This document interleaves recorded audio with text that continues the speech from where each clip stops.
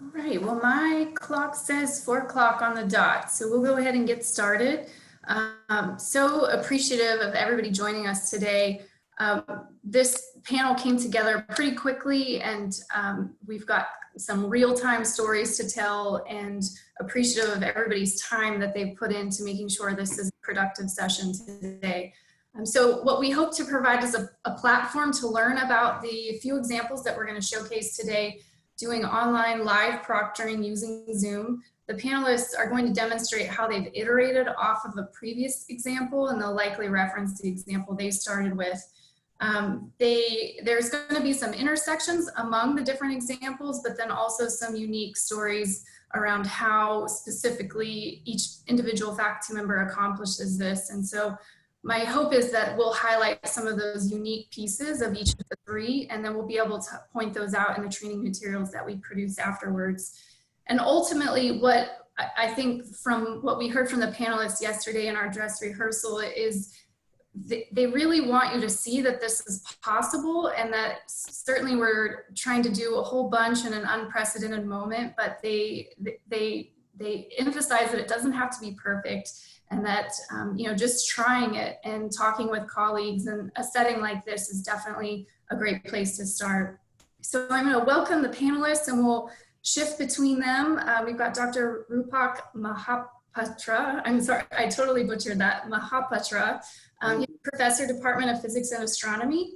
Dr. Jenn Whitfield, Instructional Assistant Professor and Assistant Department Head in the Department of Mathematics. Dr. Alan Demlow, Professor and Associate Head for Operations in the Department of Mathematics. And then Kim Ritchie, Director of Operations for Online Programs, Department of Statistics.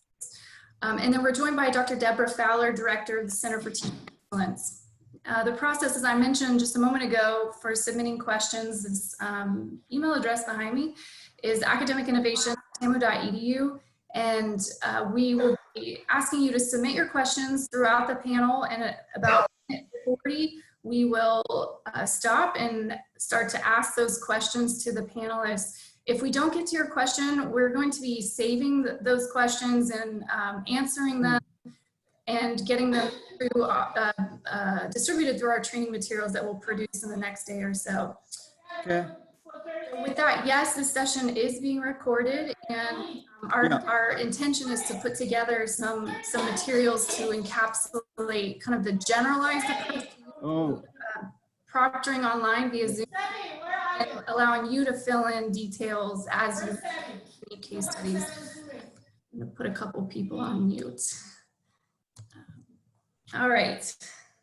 So before we get started, I want to address the issue of recording with Zoom proctoring sessions. There's been a number of emails that have come through today. There's been a number of emails that have come through over the last week or so, and I think each of the panelists is going to address this to some extent, but I want to try to address this comprehensively and provide a couple of recommendations, and we'll include these in the materials as well. So first of all, and we're talking about recording Zoom proctoring sessions. It's recorded that faculty add verbiage to exam guidelines that gets distributed to students ahead of the exam to disclose that the faculty member and/or TA will be recording the proctored exam. The information should be repeated at the start of the exam once the recording has been turned on. Additionally, when students register for the exam via Zoom, which Rupak is going to describe that approach, you can put a disclaimer that the session will be recorded. And then if the students are recorded and they can be identified, the portion that shows the students would be an educational record under FERPA. And we've got some email traffic right now determining the length of time that those records should be retained, likely for 1 year. But we'll make sure we have clear guidance on that. And then in the case of live online proctoring, the understanding from the examples provided during the exam panel is that only the instructor and/or the TAs will access the recording. I think they'll all speak to that.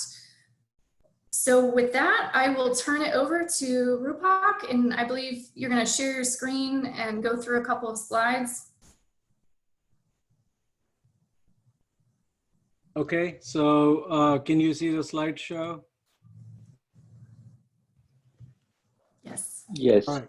Okay, so I'm going to give you a start with an example. That's a picture of one gallery view of an exam we administered on the first day of online exam, online classes. It had about 1,300 students. So you might think that's audacious, but we have been using Zoom for a while as part of my experiment with two broad international collaborations. So it boiled down to getting organized to do this exam, and that with some legwork you can do it, and certainly much more easily for smaller classes.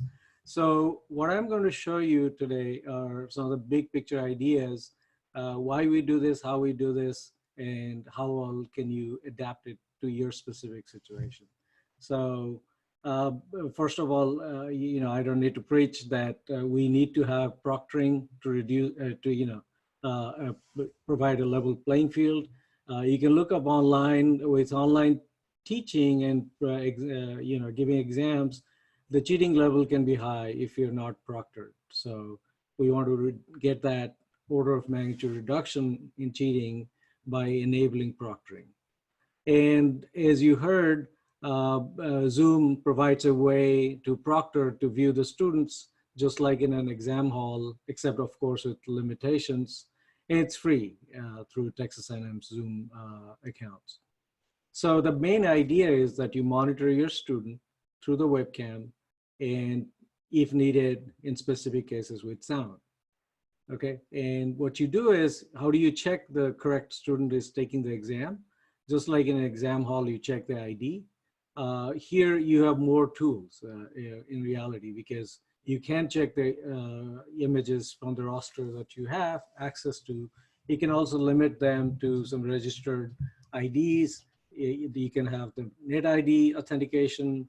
There are multiple ways to ensure that is the right student that's taking the exam. And as I go through this sort of discussions, I think there will be questions at the end. But if I'm going too fast, just raise your hand. Using the Zoom. Okay. All right. So the actual exam is administered on eCampus. That's how we did it. You can find there are different ways to do it as well. And we did it on eCampus. So the big idea is we administer the exam on eCampus, which is asynchronous from the proctoring through Zoom. Because you have to keep in mind, students are all over the world. They're in rural areas of US with poor internet connectivity. You can't expect a high quality, persistent internet connection for them to be able to take the exam. That's why eCampus works well. Even if the internet connection disappears momentarily, they will not be hurt. They can continue to take the exam. Except your Zoom connection will drop and will reconnect, but that's fine. You have to take it as is. And eCampus provides you with the begin and end times, and you can adapt that to disability students as well. So for each student, you can tailor what they see. I mean, they would see the same thing, but how long do they have to take the exam?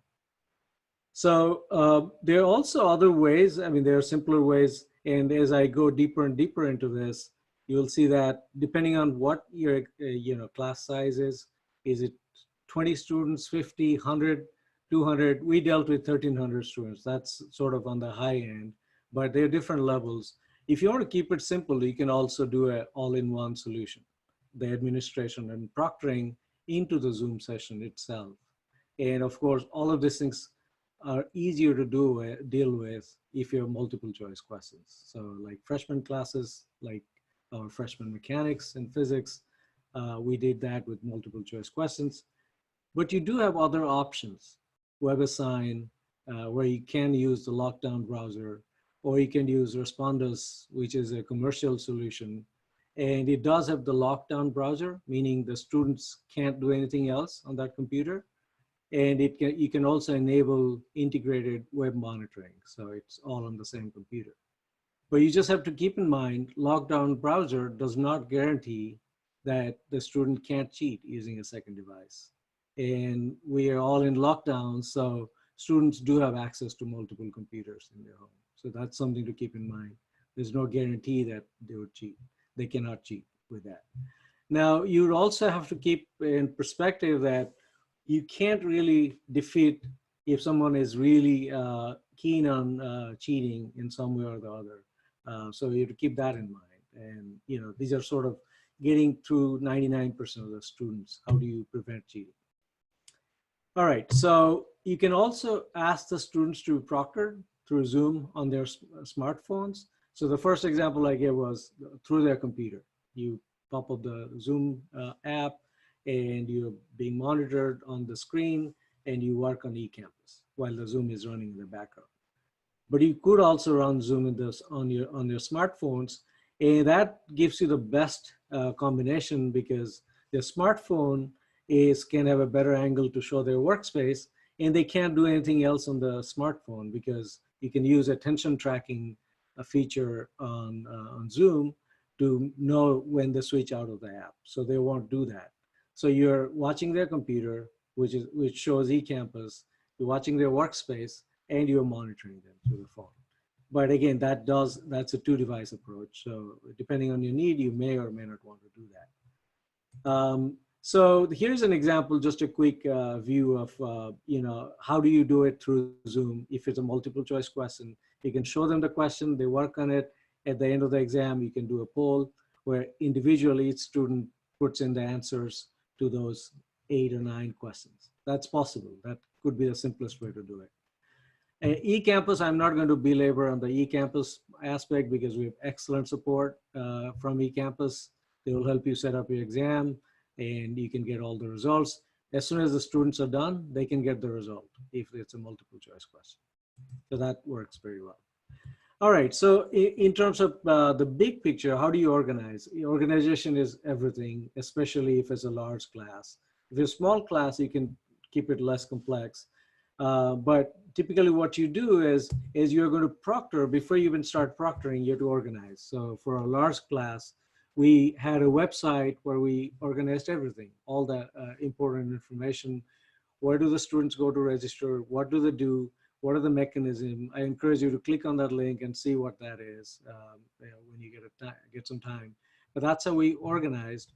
And what it looks like is, look, there's very clear instructions, what students do, what they need to do for each of the section, who their proctor is going to be, so that the students are not confused. There's no guarantee that a couple of students won't do the wrong thing, but you get most of them.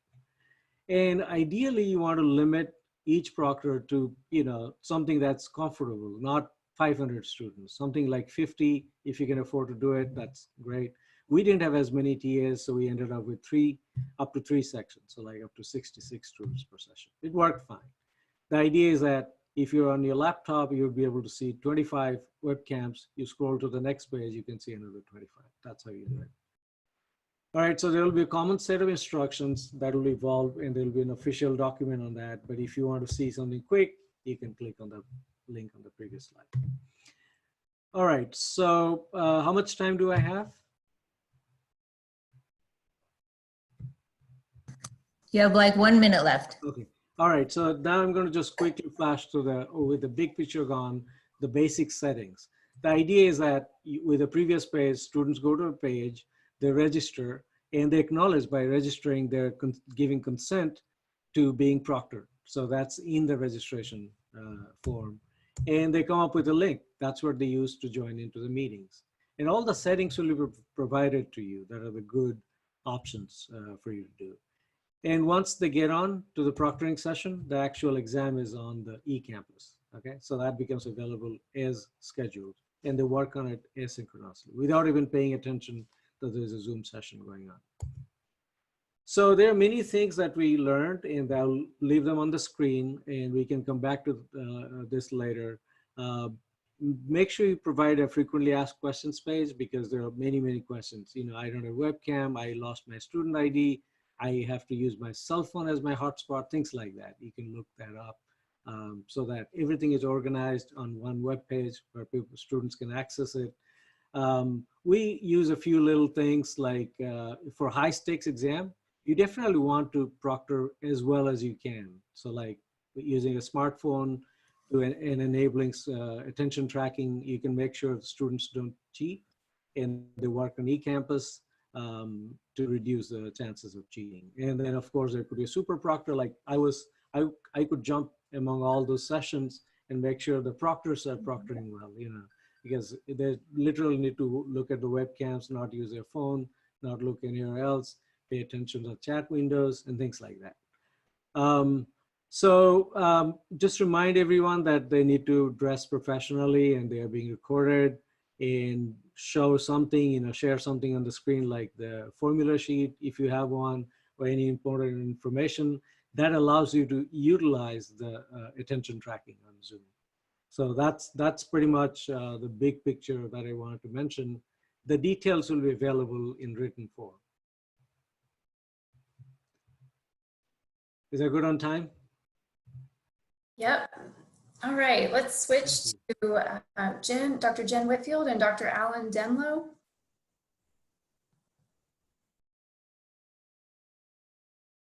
Okay, great. Thank you. So I just wanted to piggyback a little bit off of what Rupak said and describe how we in the math department did a few things differently. We did contact Rupak before we did our first proctoring session. We did it for just some makeup exams that we needed. Students had taken an exam prior to spring break, and so there was a group of students who needed to take a makeup exam. So that was our first experience in proctoring, was just through the makeup exams. And there was about 25 students that we proctored that day. We had contacted Rupak prior to that to get his feedback on the experiences and get some ideas on maybe some things that he would change, and definitely what we should do that he thought was good that he would keep. So we went with the 2-device approach. Rupak had gone with the 1 device. So we did have the students download the Zoom app to their smartphone. Then they logged on through their smartphone to the Zoom session, to the Zoom meeting ID that we had given them. And we used that then to view the student. And I did take a screenshot of one of the students so that you can see the view that you would get in doing it this way. So I'm hoping you can see the screen. Taking the exam. So what you can see is the student we had the student in good view. We had the student's computer in good view so that we could see if they were searching on their computer, or if we just had a better view of what was actually going on, what activity was happening on the computer. And then we had a view of their scratch paper, all of which was to be blank. And we did check that when they checked into the proctoring session. So I thought that this was a good view that you could see, and you get a good student view of what's going on with the students when you're watching them with the smartphone, because they can position it in a different way as opposed to the webcam like mine right now that's attached to the laptop. It's very difficult for me to move that around. The other thing that we could do with the smartphone and running Zoom on the smartphone is if we needed to scan their testing environment a little bit more, we could have them take their smartphone and scan to the right and the left and show if there was anything underneath their desk and that kind of thing. So you can scan the environment a little bit better with the smartphone just because it's detached from the computer. Let's see, another thing that we did a little bit differently was, when we initially did it, we used the waiting room feature in Zoom.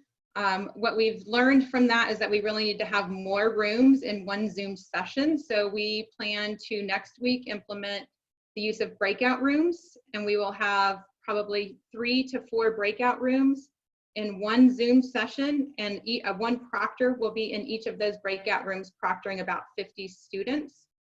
We will also add on some additional breakout rooms. So when we configure them, we will configure it so that we only really need 4, but we will configure it with 6 so that we have 2 extra rooms that if we need, we can pull a student into that room without disrupting the other students. Because when we did have them all in one room, sometimes if we had to address something with the student, we had to interrupt and everybody would hear it, and then we'd have to go through text chat or chat through the Zoom interface, which means then they had to get to their phone. So it wasn't as clean and smooth as we would have liked. And we think that using the breakout rooms and adding on a few additional breakout rooms just for some extra virtual space, if you will, to discuss anything with students would be a good idea.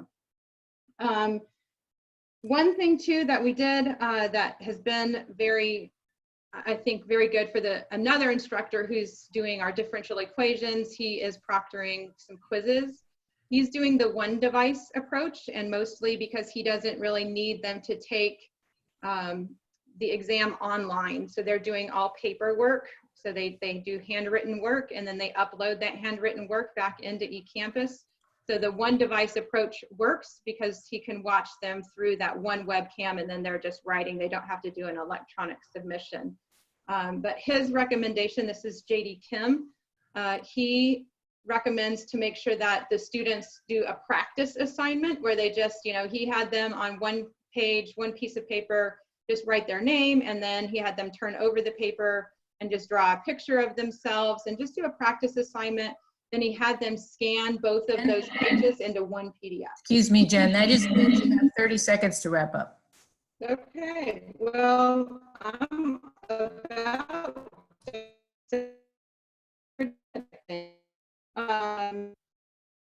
yeah, so it was the devices, the breakout rooms, and then making sure that we ensure a practice assignment where that's kind of the things that we changed from Rupak's design. Great, thank you. We're gonna switch over now to Kim Ritchie. And just a reminder, I think the questions are coming through quite well, but if you have questions, just go ahead and send them to academicinnovation@tamu.edu. Okay, hi, hopefully my audio is coming across okay. I'm not gonna share my video because my internet's not great where I am, so I'm hoping that the audio comes across. And so today we actually had our very first exams with statistics. Stat 201, we had two sections.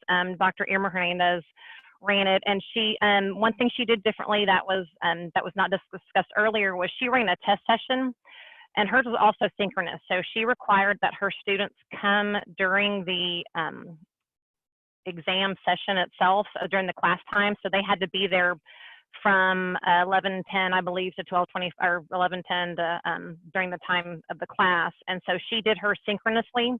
And so on Monday, she had a test run where she required her students to come to Zoom, come do Zoom and to basically do exactly how it would be for the exam. And she said that really helped out because the students got a feel for what they were needed to do, what they needed to do. She also did a one device approach, meaning she made them use their laptops with a webcam, and if they had any issues with that, they could use their cell phone. Her exam was entirely in eCampus, multiple choice, and so she was able to do that, again, straight in eCampus, to where it was timed and it was only available during a certain window. She unfortunately did not have any TAs to help her, so she ended up basically doing a roll call, and as the students said here, their picture popped up and she was able to verify their identity. For the first one, we had 91 students in the class, and for the second one, there were 88. And it took about 20 minutes the first time for checking the 91 students, and then about 15 on the second one because she got good, better at it. I definitely agree with Jenn's assessment on possibly doing breakout rooms and pulling people out. Because it was disruptive having to call out certain people and have them adjust their cameras or to have them turn back on their cameras. Several students kept turning off their cameras after they had already been, I guess, checked in. So it was password protected. We did not record. That wasn't a thought when she first did it, so we did not record anything. So we didn't have to give anyone the disclaimer about it being recorded. That's about it. It went really well. I was kind of surprised, to be honest. Going forward, I would definitely recommend using TAs and using the breakout rooms to make it a little bit easier. Great, thanks. And with that, we'll turn it over to Debra to moderate a discussion among the panelists. Okay, so first of all, we have a question regarding what led you to your Zoom proctoring solution? And we'll start with Rupak.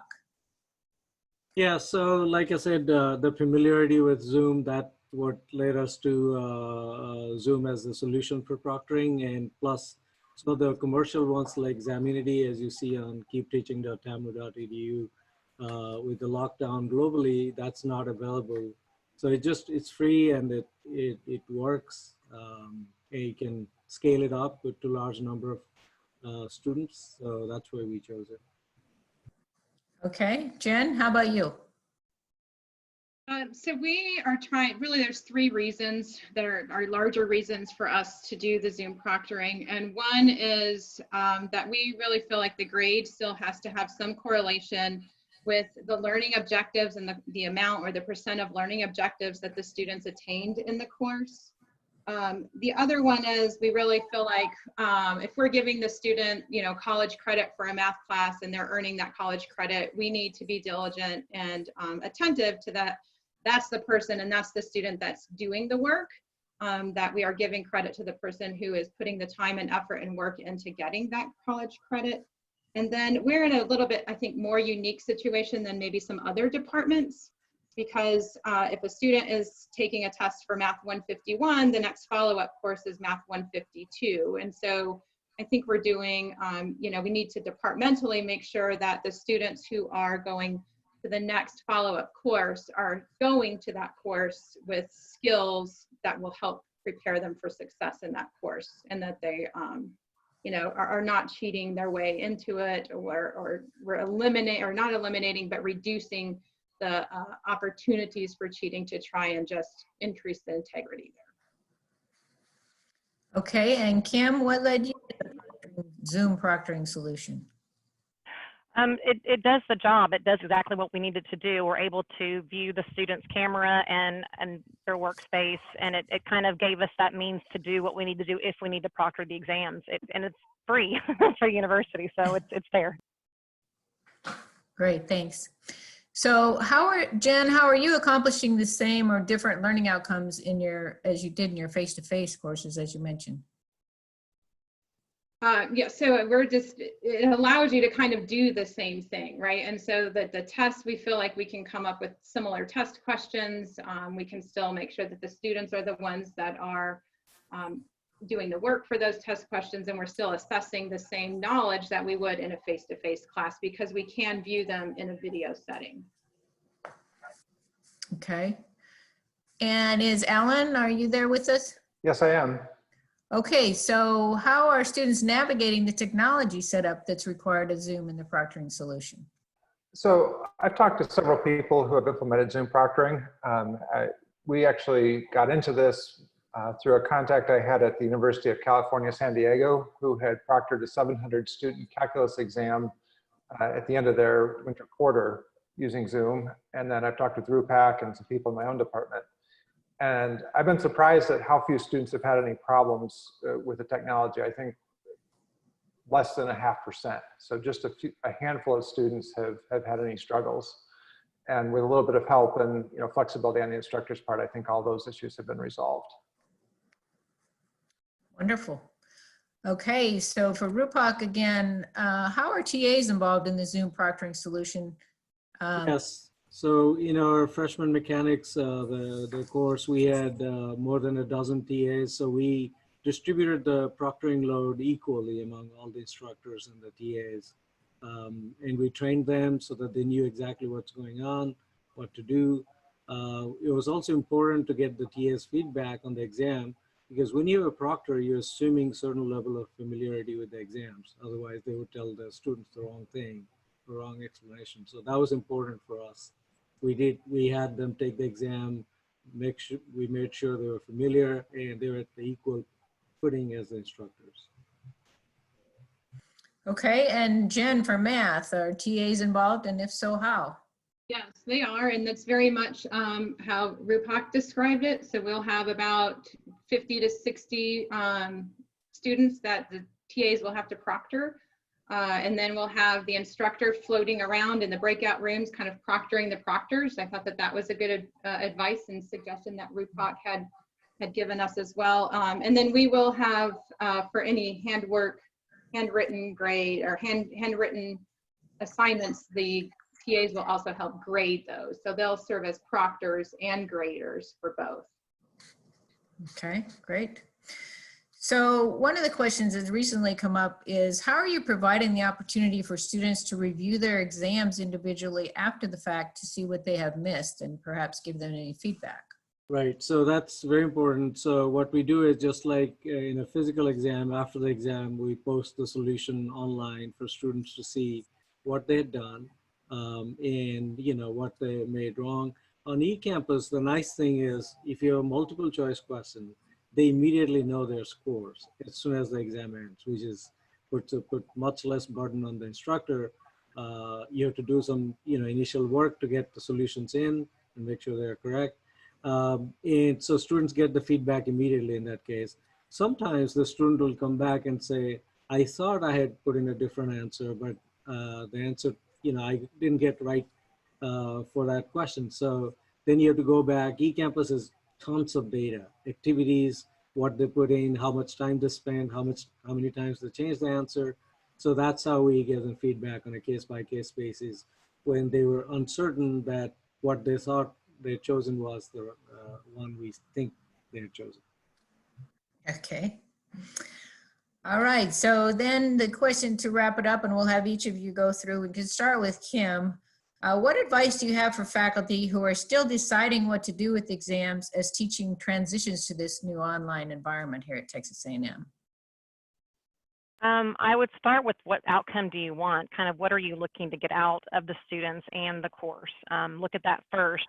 And then look at the options that you have to do that and talk to other people. Definitely coordinate with people in your department or outside your department who have similar issues and work with them. And the technology's there and go with it. I think just do it. And it's not going to go perfectly. I think it's already been discussed, but just try it out. And I think it's a lot easier than people will think. Okay. Alan? Sure. So when we started the transition to online teaching this semester, of course, it was very chaotic and sudden for everybody. And I quickly realized that this was going to be a big problem for our department because we proctor so many students. So I focused on two questions. The first one is, should we do it? And I quickly decided, yeah, we needed a proctor for the reasons that have been discussed. And I think it also sends a message to the students that we aren't just going through the motions, we still really care what they learn. And I think that's an important message to send to them. Then I asked, can we do it? And I talked to colleagues elsewhere who made clear that, yeah, this is challenging, but it can be done. It works surprisingly well. So at that point, it became just a matter of deciding we can do it, we should do it, just do it, let's do it. So that's my advice. All right, Jen, anything to add for Matt?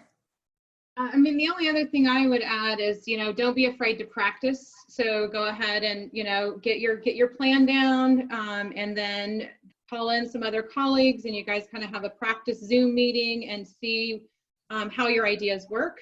I think definitely what the others have said, work with colleagues, and then for sure, don't expect it to be perfect. So no, we're not going to get 100% of the students that are not cheating, but for the vast majority of them, we will help them with academic integrity. And I think that they do want it. So don't be afraid to work with others and practice before you just try it out.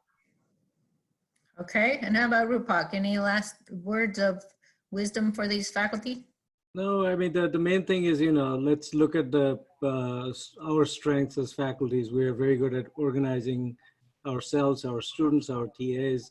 What we could be lacking could be the technology, and that probably is the thing that scares many people. But given some help from the CTE and other colleagues and other faculties, it's certainly doable. And as was discussed, it's not hard.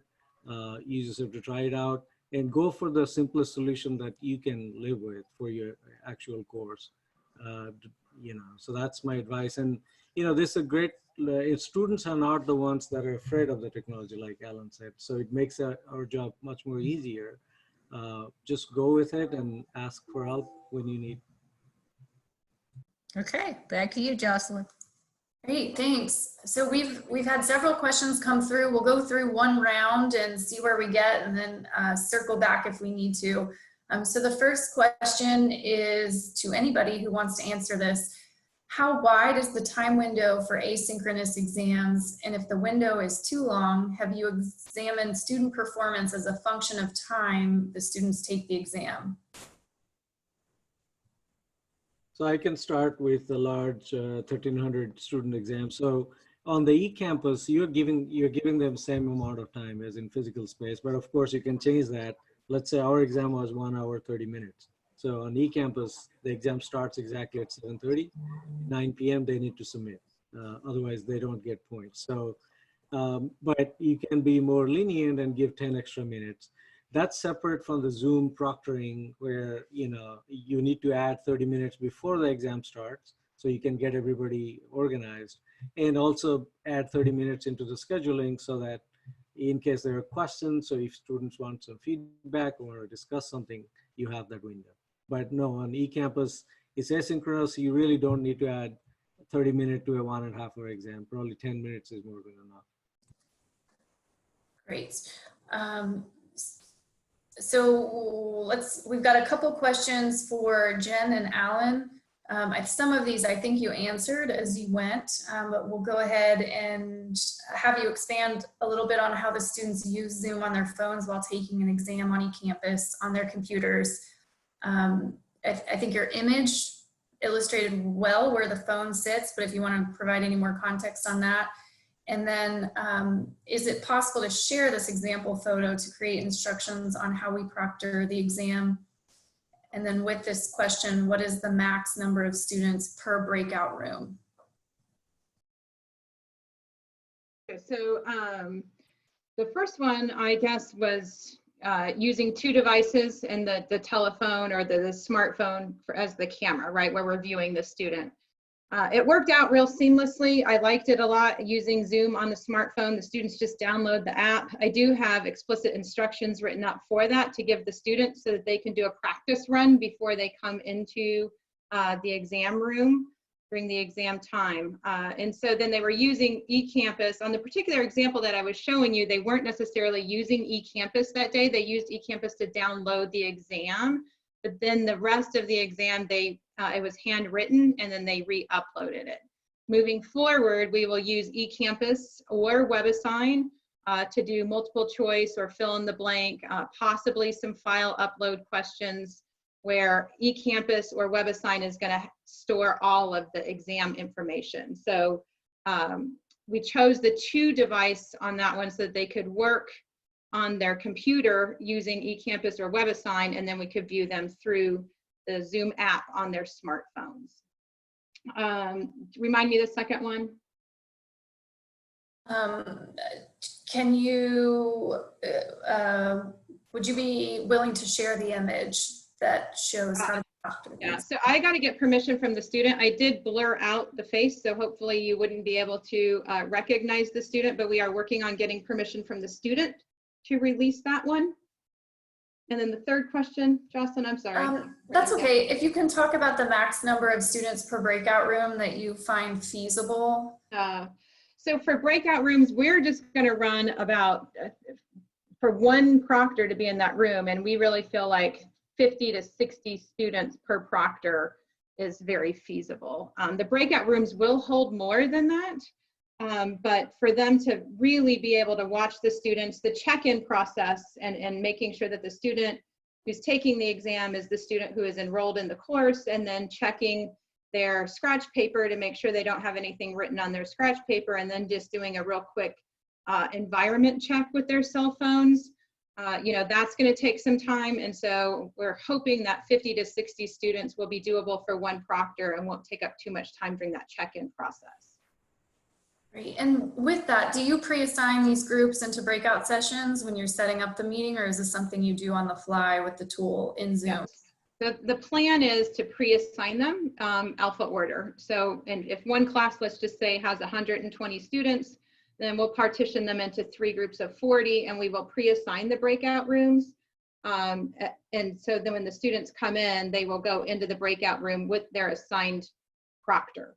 And then the instructor will be in the main room kind of facilitating anybody that doesn't get into the right breakout room for whatever reason. So we're having the instructor just float around to help monitor and manage the breakout rooms, where the TAs will be in the breakout rooms doing the actual proctoring. Great. And we have some documentation on how to pre-assign breakout groups if that's not familiar to you, and we'll make sure we include that in the follow-up materials. Okay, the next question is for Rupak. Is there a concern with students seeing each other's video during a proctor session?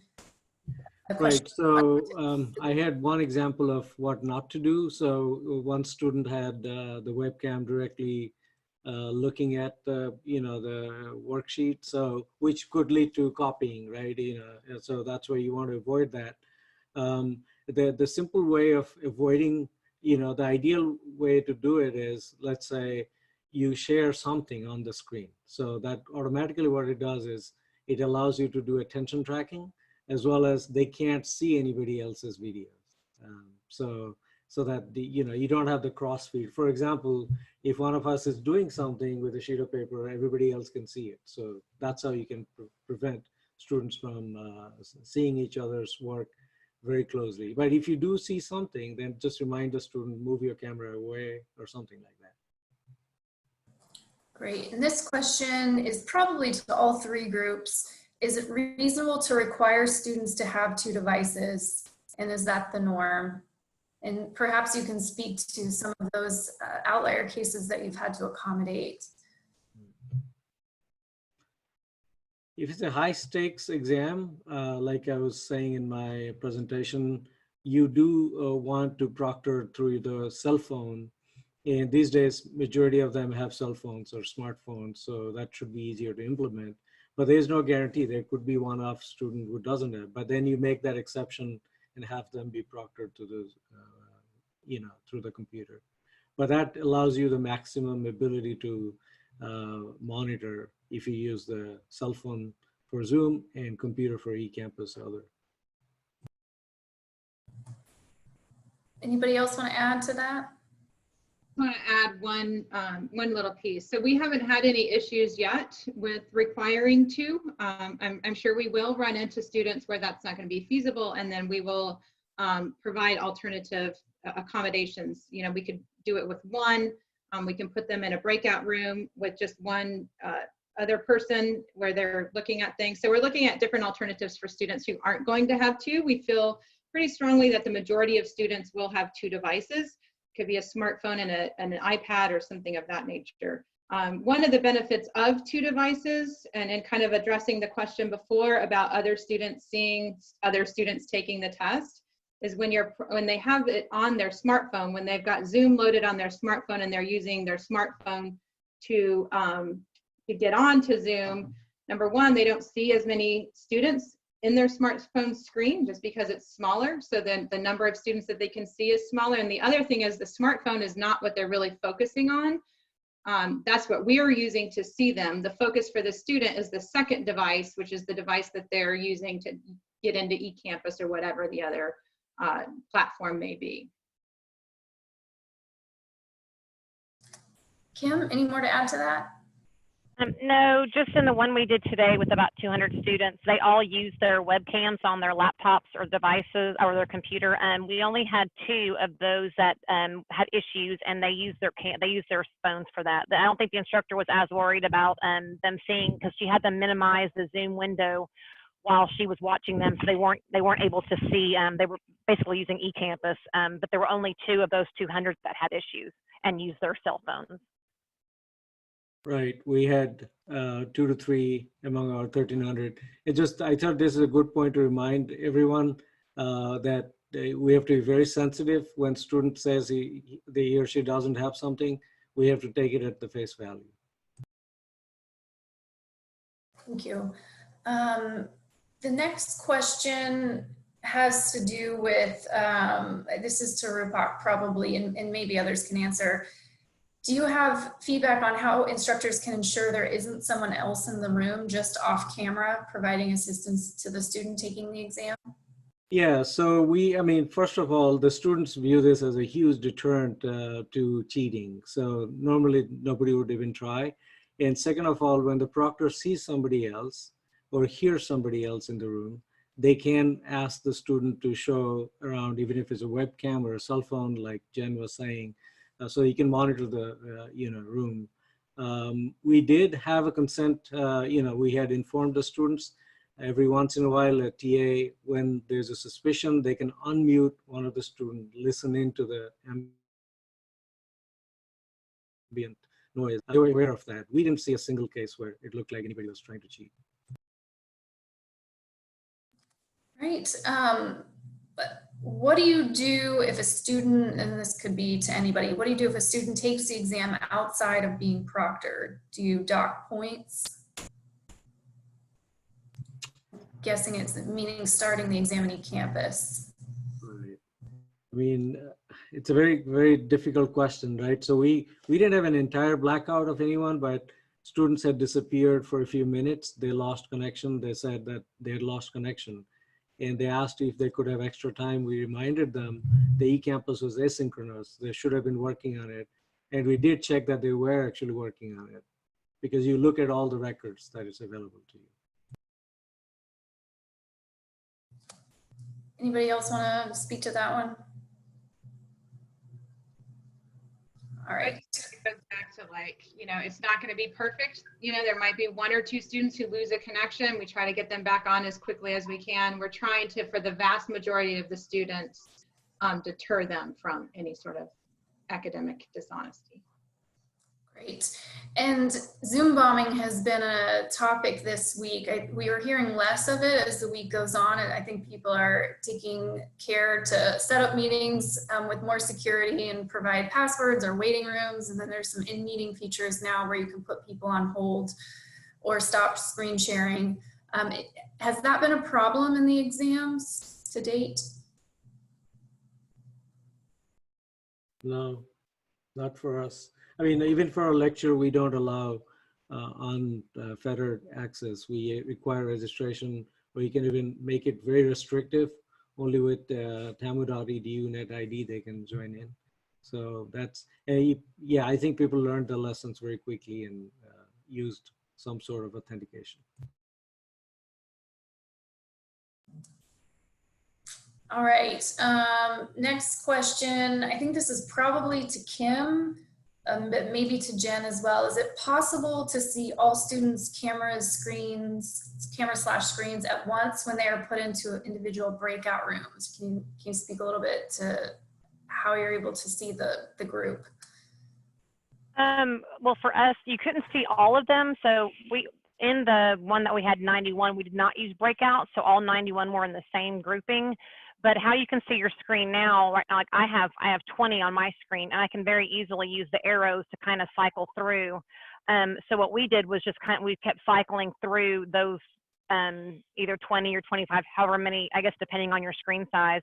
And we just kind of cycled through and eyeballed the students as we were going, and just did that. And, you know, going back to if there's someone in the room, we could see people talking. We couldn't, you know, obviously hear them because they were muted, but we could see them talking. So we would call them out and say, you know, hey, make sure, this was before the exam started, of course, but we said, hey, make sure that there's no one in there with you. Please, you know, be alone.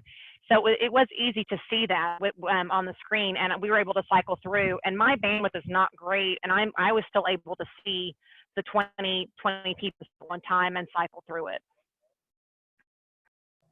Great. Thank you. Rupak, there's been a couple of questions about the registration process and how you're able to alter that text, and we can put some training materials together if we need to show people how to do that. But do you want to talk a little bit about how you did that and then integrated this consent information? Yeah, so when you set up the questions in the meeting, you can make a custom question. So I basically took the example of what, you know, you consent to being monitored through video and audio, type in your name to give your consent, you know, the usual stuff. You can do that in a custom question. So I can send you the instructions. And that's important because that's what happened at Berkeley. Well, there are a few things, right? So, you know, you can't expect everyone to have high-speed internet connection. You can't expect everyone to be in the same time zone. Those are things we need to keep in mind as we schedule our exam as well. Don't set it for like 8 o'clock Central Time. That's, many of the students would be from California. All right, the next question, there's a couple questions that I'll answer for the group. There's a question about Lockdown Browser, and we are currently testing Respondus Lockdown Browser and Respondus Monitor. Those are two different tools. I think Respondus Lockdown Browser was the tool that was talked about today. And it's my understanding, Rupak, you don't recommend layering that on top of the live proctoring. We are working on testing those, and when we get the clear to release those, eCampus will make an announcement. The Respondus monitor tool would be in competition with Zoom Live proctoring. So it would just be adding on Respondus lockdown browser, correct? Right. I mean, it's basically you have Respondus lockdown browser, which and then also the monitor. Yeah, that's all in one. So you don't need two devices. It's one device does everything. That's very flexible, right? So because literally, because the same app, they can view your webcam even when your browser is locked down. So if you do have a good deal and make that available to the entire community, I think that's something that's nice to have. It's not in competition with Zoom, because if you can provide a simple solution to all the faculties, a lot of them would use it instead of doing a lot of different things, because that could be integrated into your LMS system. So that's why it's helpful. Okay, here's a question about managing noise levels, so that I guess how are any of the groups managing the noise levels so that the faculty member can hear the students' surroundings while also minimizing noise distraction for students. I'm not sure if we touched on audio yet. So you'd actually mute them. I mean, other people should speak first. We did the same thing. We required them to be muted, and the only time they spoke up was when they were called on. Even if just one person is not muted, it's very distracting for others. Yeah, and I think that's why Jenn has advocated the use of breakout rooms, so that if you need to talk to a student, you can pull them into the breakout room and talk to them there instead of having it be audible to the whole group. Yeah.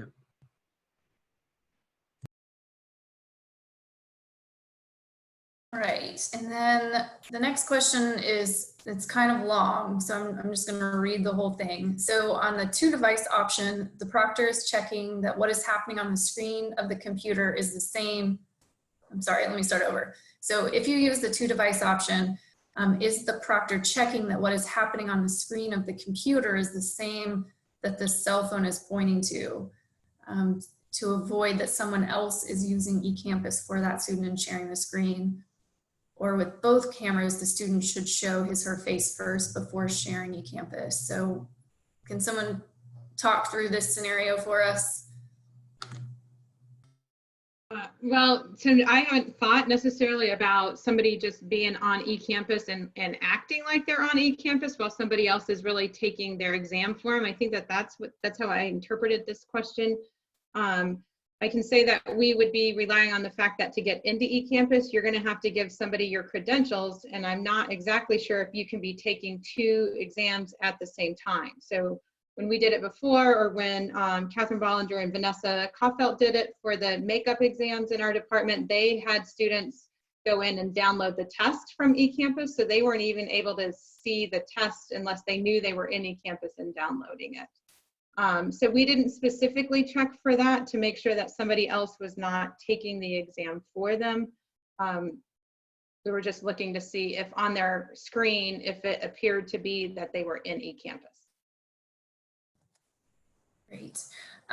Okay, here's a logistics question that I think, Jen, you spoke to yesterday when we talked. So do you recommend using the Aggie ID or Howdy roster to confirm the students? So we are going to move forward with the Howdy roster, the image roster in Howdy. When my colleagues did it before in doing the makeup exam, they did look at the student's ID. We're going to start running into kind of a limitation with time constraints, because we are constrained right now to give exams during the times that the students would normally have taken it in class. So if they are teaching on a Tuesday, Thursday, we're confined right now to a 75-minute time period, just like they would have in a face-to-face setting, or 50 minutes if it's on a Monday, Wednesday, Friday. So our biggest challenge right now is going to be sure to get everybody in and checked in and still have the student get enough time to take the test. So the check-in process needs to be quick and efficient.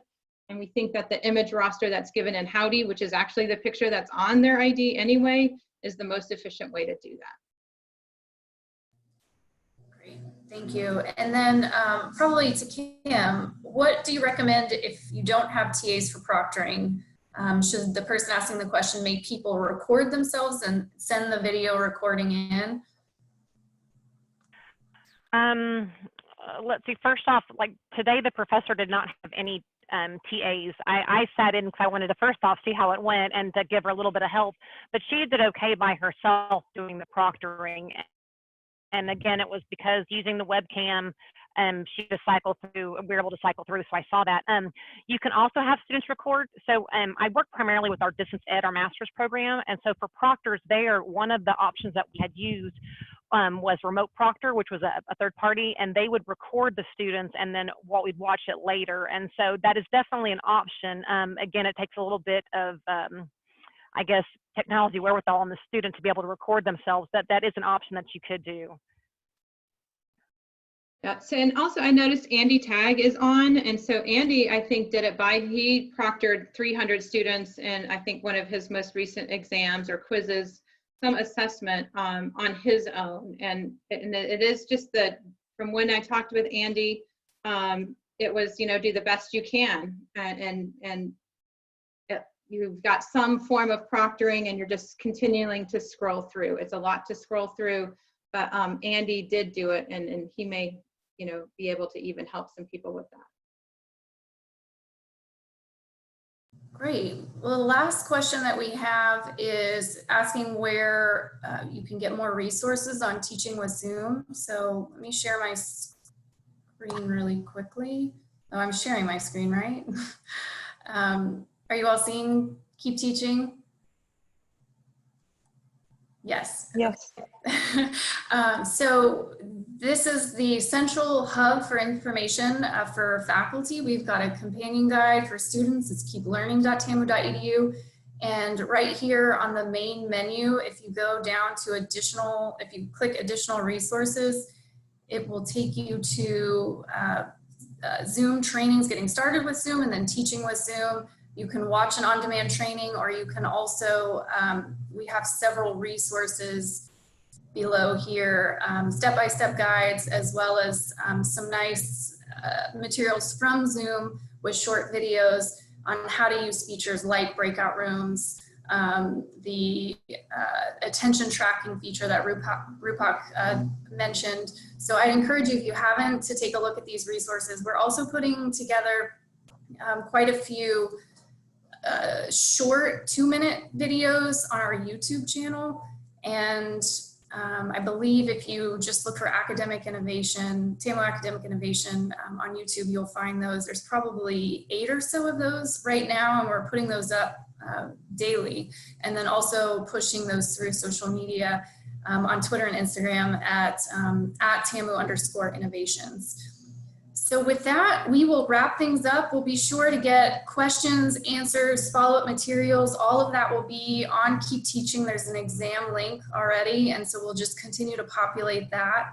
And really appreciate the participation today. We had over 200 participants, which I think is fantastic. And certainly the innovation and ingenuity of the panelists who have given a lot of thought and effort into ensuring academic integrity in online exams, and also to Debra Fowler for participating and co-leading this session, so that we're really focused on the student learning outcomes and really ensuring that we're doing the best we can during these times. So thank you all, and we'll get these materials up as soon as we can, and hopefully by the end of the week. Thank you. Bye-bye. Thank you.